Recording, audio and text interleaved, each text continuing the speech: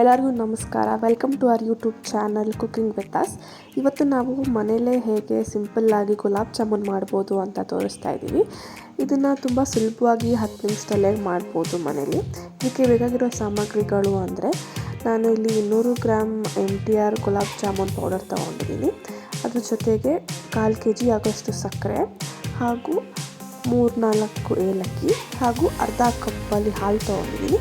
ಹಾಗೂ ಕಲರ್ಗೆ ಸ್ವಲ್ಪ food colouring ಪೌಡರ್ನ ತೊಗೊಂಡಿದ್ದೀನಿ. ಈಗ ಮಾಡುವ ವಿಧಾನ ಹೇಗೆ ಅಂತ ನೋಡೋಣ ಬನ್ನಿ. ತೊಗೊಂಡಿರುವಂಥ MTR ಗುಲಾಬ್ ಜಾಮೂನ್ ಪೌಡರ್ನ ಒಂದು ಪ್ಲೇಟ್ಗೆ ಹಾಕ್ಕೊಂಡು ಅದನ್ನು ಕ್ಲೀನಾಗಿ ಹದವಾಗಿ ಮಿದ ಮಾಡ್ಕೋಬೇಕು. ಅದರಲ್ಲಿ ಗಂಟಿದ್ರೆ ಸ್ವಲ್ಪ ಹೋಗಿಸ್ಕೊಂಡು ಅದನ್ನು ನಾದ್ಕೋಬೇಕು. ಇದಕ್ಕೆ ನಾವು ಹಾಲನ್ನ ಹಾಕ್ಕೋಬೇಕು. ಹಾಲನ್ನ ಸ್ವಲ್ಪನೇ ಹಾಕ್ಕೊಂಡು ಅದನ್ನು ನಾವು ಕ್ಲೀನಾಗಿ ಮಿಕ್ಸ್ ಮಾಡ್ಕೋಬೇಕು. ಇಲ್ಲಿ ಆವಾಗ ಯಾವುದೇ ಗಂಟುಗಳಾಗೋದಿಲ್ಲ.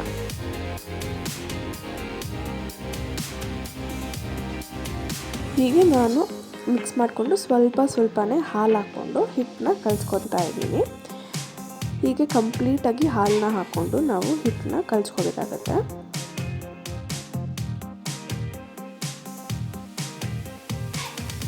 ಕಲಿಸ್ಕೊಂತ ಈ ಥರ ಕನ್ಸಿಸ್ಟೆನ್ಸಿಗೆ ಬರೋವರೆಗೂ ನಾವು ಹಿಟ್ಟನ್ನ ಕಲಿಸ್ಕೋಬೇಕು. ಅದು ಸಾಫ್ಟಾಗಿರಬೇಕು. ಇವಾಗ ಇದನ್ನು ನಾನು ಸ್ವಲ್ಪ ಕೈಗೆ ತುಪ್ಪ ಅಥವಾ ಎಣ್ಣೆ ಹಾಕ್ಕೊಂಡು ನಾವು ಅದನ್ನು ಉಂಡೆಗಳನ್ನಾಗಿ ಮಾಡ್ಕೋಬೇಕು. ಎಲ್ಲ ಹಿಟ್ಟನ್ನು ಚಿಕ್ಕ ಉಂಡೆಯಾಗಿ ಮಾಡಿಕೊಂಡ್ರೆ ಚೆನ್ನಾಗಿರುತ್ತೆ. ಯಾಕಂದರೆ ಅದು ಎಣ್ಣೆಲಿ ಹಾಕಿದ ತಕ್ಷಣ ಉಬ್ಬುತ್ತೆ. ಹಾಗೂ ಅದನ್ನು ಪಾಕಕ್ಕೆ ಹಾಕಿದಾಗ ಇನ್ನೂ ಜಾಸ್ತಿ ಉಬ್ಬುತ್ತೆ. ಅದಕ್ಕೆ ಸಣ್ಣದಾಗೆ ಉಂಡೆಗಳನ್ನ ಮಾಡ್ಕೊಳ್ಳಿ.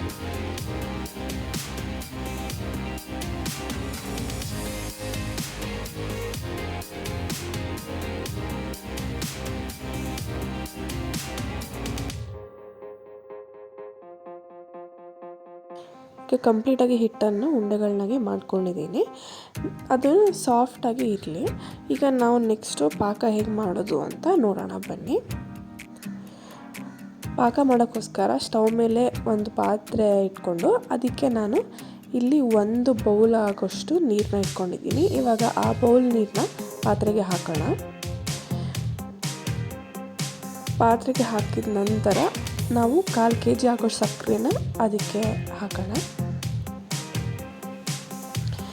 ಸಕ್ಕರೆ ಆದಮೇಲೆ ನಾವು ಟೇಸ್ಟ್ ಫ್ಲೇವರ್ಗೋಸ್ಕರ ಇಲ್ಲಿ ಪುಡಿ ಮಾಡ್ಕೊಂಡಿರೋಂತಹ 4 ಏಲಕ್ಕಿಗಳನ್ನ ಹಾಕೊತಾ ಇದ್ದೀವಿ.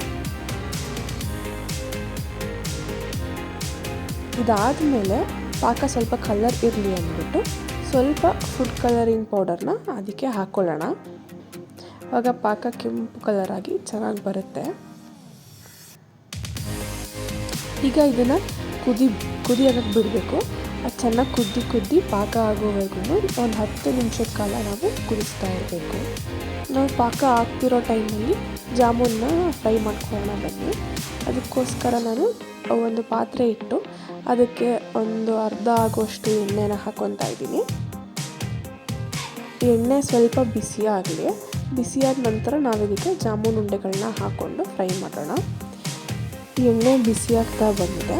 ಈ ಥರ ಬಿಸಿಯಾಗಿರೋ ಎಣ್ಣೆಗೆ ನಾವು ಜಾಮೂನ್ ಉಂಡೆಗಳನ್ನ ಹಾಕ್ಕೊತಾ ಇದ್ದೀವಿ. ನಾವು ಯಾವಾಗಲೂ ಜಾಮೂನ್ನ ಮೀಡಿಯಮ್ ಫ್ಲೇಮಲ್ಲೇ ಫ್ರೈ ಮಾಡ್ಕೋಬೇಕು. ತುಂಬ ಹೈ ಫ್ಲೇಮಲ್ಲಿ ಫ್ರೈ ಮಾಡ್ಕೊಳಕ್ಕೆ ಹೋಗಬಾರ್ದು.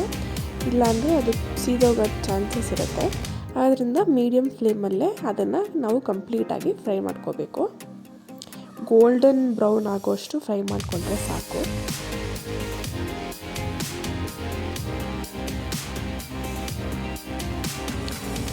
ಹೀಗೆ ನಾವು ಗುಲಾಬ್ ಜಾಮೂನ್ನ ಫ್ರೈ ಮಾಡ್ಕೊತಾ ಇದ್ದೀವಿ. ಇದನ್ನೊಂದು ಸ್ವಲ್ಪ ಕಲರ್ ಬಂದಮೇಲೆ ನಾವು ಎತ್ಕೊಂಡ್ಬಿಡ್ಬೇಕು. ಇಲ್ಲಾಂದರೆ ತುಂಬ ಸೀದೋಗೋ ಥರ ಆಗಿಬಿಡುತ್ತೆ. ಸೊ ಇವಾಗ ಇಷ್ಟು ಕಲರ್ ಬಂದರೆ ಸಾಕು. ನಾವಿನ್ನು ಎತ್ಕೊಳ್ಳೋಣ. ಇವಾಗ ಜಾಮೂನ್ನ ಎತ್ಕೊಂಡು ಒಂದು ಬೌಲ್ಗೆ ಹಾಕ್ಕೊತಾ ಇದ್ದೀವಿ.